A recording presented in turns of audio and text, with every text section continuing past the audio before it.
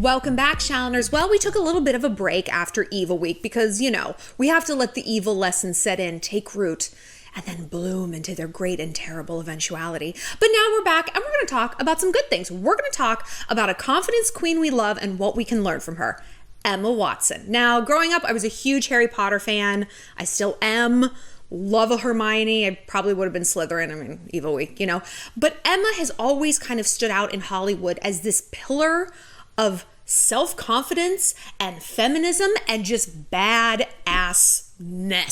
So we're going to break down a recent interview she did with Vogue talking about how to be happy single, turning 30, and what we can learn from it. But first, I just want to remind you guys, if you want to have a one-on-one session with me and talk about any little thing, find me on my website, shallonlester.com, and click Get Help. You can also head over there to take some fun new quizzes and see how your social media stacks up and shop my new merchandise line. Also, be sure to listen to my podcast, Girl on Top, out every Wednesday, every place podcasts are found, and follow me on Instagram at ShallonXO, where I let you guys vote on the next video topic.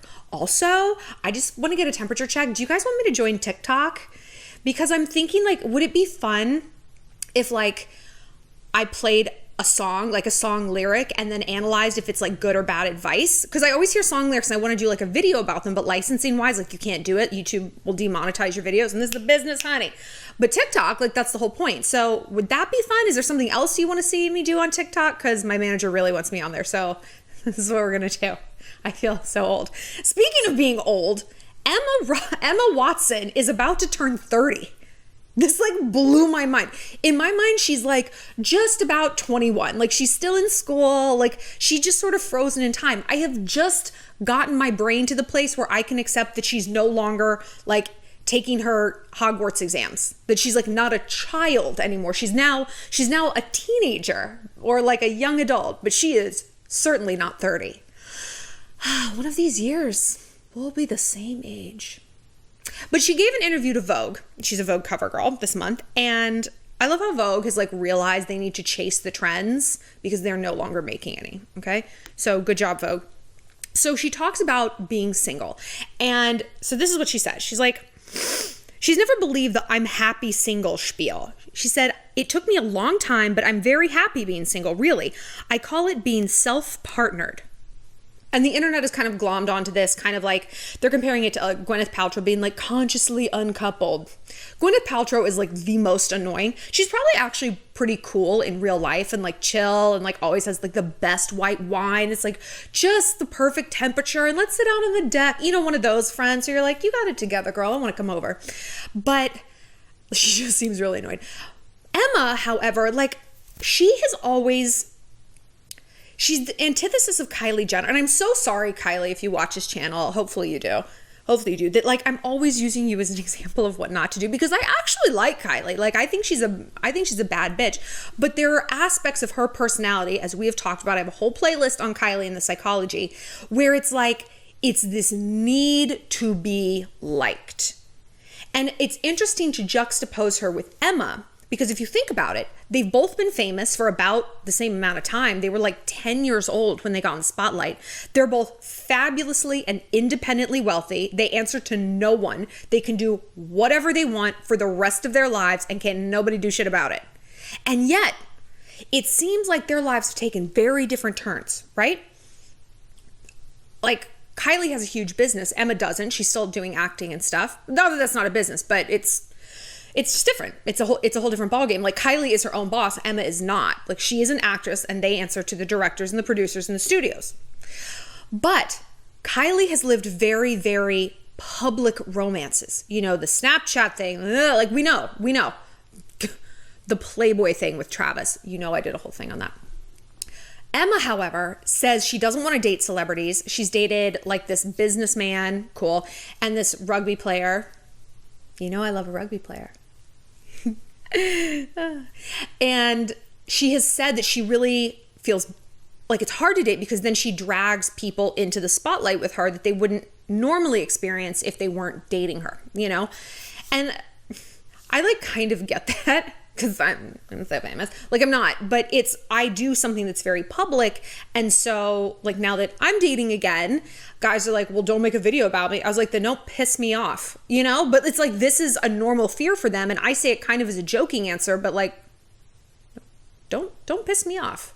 We can break up. Things can just fizzle out and not work out. But if you like, you know, you all watched Evil Week. You watched Evil Week. You know what I'm capable of. By the way, I am hating my look right now. I wore this shirt because I thought it was kind of Emma Watson-y.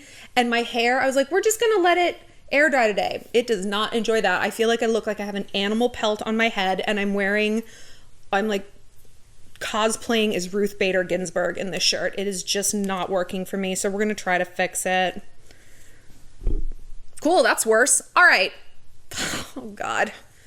Why is it pulling it out to the side? Why do I think that's going to make a difference? Now it just looks like a croissant. And I'm still Ruth Bader Ginsburg. Can I take these out? Doesn't matter. Okay, we're going with this. I'm not doing this over. I don't do videos twice. What were we talking about? Yes, so dating. So like bringing someone into like the public of my life is a big consideration. And it's like people either kind of love or hate what I do. And I think it's the same probably for Emma and certainly for Kylie. And I think with Kylie, she attracts a lot of users. You know, Emma probably does too. Like, how can you not? Like, how can you not evaluate someone for the benefit package that comes with them? Like, oh, we could go to like Necker Island and hang out with Richard Branson. We could fly private. We could go to the Met, blah, blah, blah. Like, these are micro calculations in your mind. Like, of course.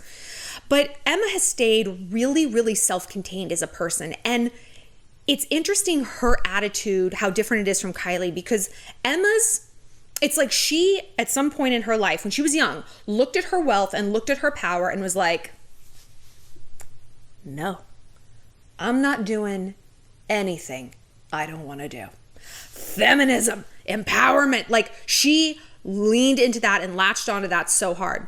And Kylie kind of went in the other direction. Kylie needs to be liked. Kylie needs to be up on all the social networks. She's got to stay relevant. Kylie cannot post a photo that isn't Facetune, filtered, photoshopped. Like, don't even get me started on Stassi and her, like, talk about cosplaying. Like, you're cosplaying as someone who weighs 25 pounds less, Stassi. What you weigh is fine, but what you put on Instagram is not what you actually look like. Not at all. I can't imagine how exhausting it must be to be faking your entire appearance through Photoshop. Just, if you hate yourself that much, God, go on keto, join the challenge. So I really like to kind of contrast Emma and Kylie because while they have on paper a lot of the same, you know, pros, they've taken their vibe in a very different direction. And so Emma talking about being self-partnered really was amazing because I know, and I know you guys know, it's hard to love being single. Like I say, a little of me goes a very long way. And sometimes I'm just like, I'm bored and I want to do things. Also, overarching, just how we personally on a true, authentic level feel about being alone or not partnered up, what society has to say about it trumps all of that, right? The holidays are coming. I bet a lot of you are dreading going back home, sitting around the Thanksgiving table and hearing from Aunt Busybody, oh, are you single again? Oh, you'll find someone. Or worse, it's like, oh, it just hasn't happened for you, huh? Somebody literally said that to one of my friends. And it was like her friend from high school. And my friend C, she runs one of the largest travel magazines in America. I won't tell you which one, but you've heard of it. It's huge. She has a career people couldn't even win a day of. Like if you won a contest, if you were a Make-A-Wish kid. And someone to have the audacity to reduce her to who she's fucking makes me insane. Oh, no ring on your finger. Oh, it didn't happen for you. I was like, oh, you told that pig-faced bitch. Oh, career didn't happen for you. Oh, just a fat husband. Is he bald now? He manages a Walmart. Oh, guess it didn't happen. But this is what society says about us. And Emma goes on to say this in her interview. She's like, she said, about turning 30. She's like, I was like, why does everyone make such a big fuss about turning 30? This is not a big deal. Cut to 29 and I'm like, oh my God, I feel so stressed and anxious. If you have not built a home, if you do not have a husband, if you do not have a baby and you are turning 30 and you're not in some incredibly secure, stable place in your career, or you're still figuring things out, there's just this incredible amount of anxiety. Hermione Granger says this.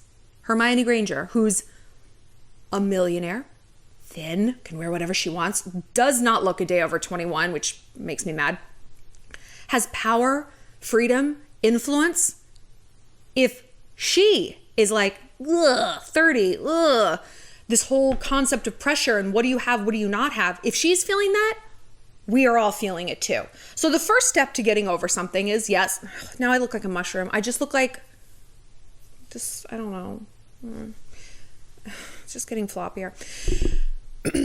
The first step to changing is acknowledging, right? So I've talked a lot about gaslighting and how boys will gaslight us, but our friends will gaslight us too. Our family will gaslight us. We'll gaslight ourselves, and especially we'll let society do it. You shouldn't just, it's fine. Feel what you feel. Acknowledge that this pressure is being foisted upon you by the patriarchy, right? Because it is. And not just the patriarchy, the matriarchy. The friends, the family, the coworkers, the whatever. Oh, it just never happened for you? Of course. Because then you can try to dismantle it. Then you can take a look and be like, do I truly feel unsuccessful if I'm not married with a kid and a house and a picket fence and a Cocker Spaniel or whatever it might be? Whatever arbitrary metrics you're giving yourself, ask yourself if it really is accurate that you don't feel fulfilled. And it might be that that's true, you don't. But this is a bold statement, but I'm going to make it. And this is, for me, the only fulfillment is financial independence. Not the only, but that is the number one. And financial independence means, it doesn't mean that you're rich. It means that you are in a career that is giving you the lifestyle that you want, or you are in a career that is self-actualizing you so that you feel good about yourself. Either way, it circles back to your career. I have been married, I have been single. I have been dating, I have been long-term living with someone. And I never saw a huge correlation in my happiness, but I always saw happiness when I was setting goals and pursuing them in my personal life, in my career, right? In my business life. Broke up with my boyfriend recently. This could be the worst time of my life, but it's not. This is the best time of my life because my career is going well. YouTube's going well. I talk to you guys all day. I love it. Got a clothing line. So I have learned to define what success means to me. And like I said, this is only through my filter. If success means to you married with a baby, okay. But I do challenge you not to hinge all of your happiness on someone else, because what happens if they leave? They take your identity with them. And you might be saying that about a job. It's well, what if you get fired? Okay, that's true. And that is a huge shift. But we are meant to have multiple jobs. We are meant to grow and move. We are not meant to stay at one job for 45, 50, 65 years. The way society tells us we are meant to stay with one person. And we can acknowledge if we have a job, maybe we've got a side gig that maybe we've got an Etsy store, we freelance, right? You're not allowed to have that in a marriage. Oh, no. Oh, I have a side gig. His name's Chad. Nope. No. So how do you be happy single? How do you feel happy being self-partnered? Well, I really like the fact that Emma used that term. Hold on. I get so thirsty. Because I believe in the power of labels. I believe in the power of self-talk, right? We all have a friend who, maybe we're that friend. I'm sure I've been that friend. It's I'm so fat. Oh, I'm so ugly, my thighs. And it's enough. We're sick of it. And while people may say that, while we might use stuff like that as kind of a bonding mechanism with girls, because again, society teaches us we can't get together and talk about the things we're doing right and the things we like about ourselves. We have to get together and complain. It's very frustrating. And just reminded me of something. Never mind. But that self-talk becomes a tape loop, and we start hearing it and we start playing it when we don't want to, right? So beware of what you're saying at brunch, because that shit can seep in. I remember somebody saying to one of my friends, oh, you're childless? And she's like, I am child free, okay? Keyword there is free, not less. The word is, I'm not less because I don't have a child. And I was like, and she was doing this to kind of a stranger, but I was like, oh, it was amazing. And I'm like, yeah, I'm not less because I don't have something that you have valued as your number one priority, right? I could look at that person and be like, well, are you bookless? Oh, you haven't written a book? You haven't written two? Because I have. That's funny. Wow. So just didn't happen for you, huh? That wouldn't seem acceptable, right? Because again, society's prioritized that home unit, that family, the man aspect of your life above anything else that you might achieve. So look at what it is you're telling yourself. Reframe things and then start to craft a life that you actually like to be inside. This is our real estate. Not just physical, not just our apartment, but our emotional and our mental real estate. You have to like being here. And if you don't, you have to fill it with things that make healthy happiness the familiar thing, the familiar dominant emotion. Because what do I talk about? We don't gravitate towards people we like. We gravitate towards people we find familiar. And it's really hard to craft a life full of happy, healthy behaviors if maybe you've never experienced that. You had a chaotic family. You've had really toxic relationships. How do you start to do that? How do you start to even... Because look, you're never going to find those happy romances if you aren't already happy and whole on yourself. Relationships are not 50-50, they're 100-100. And you can't be half of a whole if you don't know what half you are. If you aren't okay on your own. A man is not a completion. He's a complement. You enhance my life. You make it better.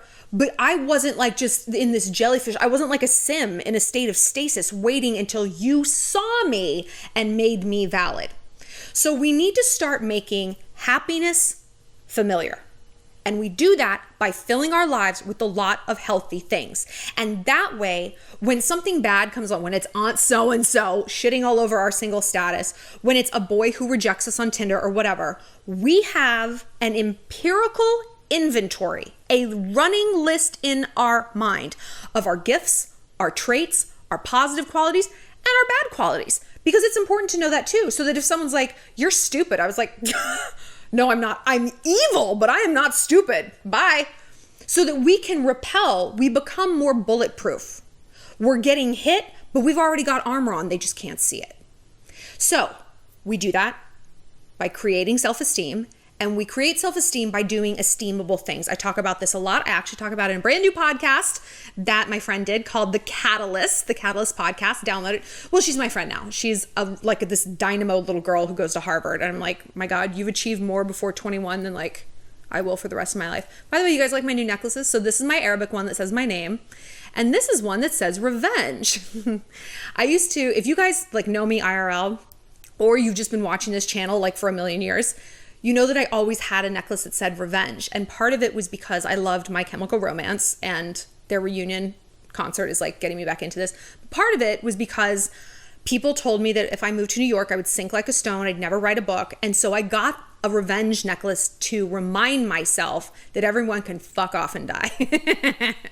And that, like, it's okay for revenge to be your motivator. Everything I've ever accomplished is like payback for something somebody did to me in middle school. So I decided to get another one because I lost my original one at the gym. That's what you get for working out, ladies. That's what you get. I learned my lesson, never doing it again. So like I said, we fill our life with esteemable things. We do quality things. We set goals. We work towards them. How do you achieve a goal? Every large accomplishment is broken down into small accomplishments, right? Like learning to drive. You're not like, I'm getting out on the Autobahn. We're fucking doing this. It's like, no, I'm reading the manual. I'm doing the practice, in the parking lot behind the mall, all this stuff. You just break it down into manageable pieces and you execute it. It's a map. Every plan is a map. You also start to help others because that way when someone's like, you're worthless, you don't have a man, it's like, no, I do have worth. I have worth to the teens at that homeless shelter that I went and taught a vision board class to. I know that I have worth. So again, you can fuck off and die. And we start to keep this list going. It's like a Google document. It's always being added to. It's always being opened. It's always being shared. And that's how slowly but surely we look around our life and it's like, I'm looking for a complement to all of these things that I have, all that I bring to the table because it's all laid out in front of me, not a completion. And that's where Emma Watson is coming from. And that's why she is our confidence queen of the month. I mean, No one's going to beat Rihanna. But Rihanna's not everybody's vibe. You know, a lot of us are a lot more low key. We're like a little less like into dudes. Like Emma seems like she's very like take it or leave it in terms of guys. Honey, if you want to give up a rugby player, I will send him my way. I will take an Oxford rugby player or another one. So I really think she's got her head where it needs to be. And she views guys as something that is like, great if it happens, not if it doesn't, but she is her own best friend. She is what she needs. She is inside her own real estate and she likes it there. But I want to know what you guys have to say about this. Does Emma irk you? Does she rub you the wrong way? She seems a little bit like humorless, kind of like how Zendaya is. Like she's going to like call people out if they tell like a naughty joke. And it's like, can you just drink another like White Claw and just let us have some fun. But I do like her vibe. She doesn't have to be my BFF forever. But if she wants to be, I'll take it. Like I said, follow me on Instagram at ShallonXO and listen to my podcast, Girl on Top. And if you have a question you want to talk to me one-on-one, head to ShallonLester.com where you can also shop my new merch line.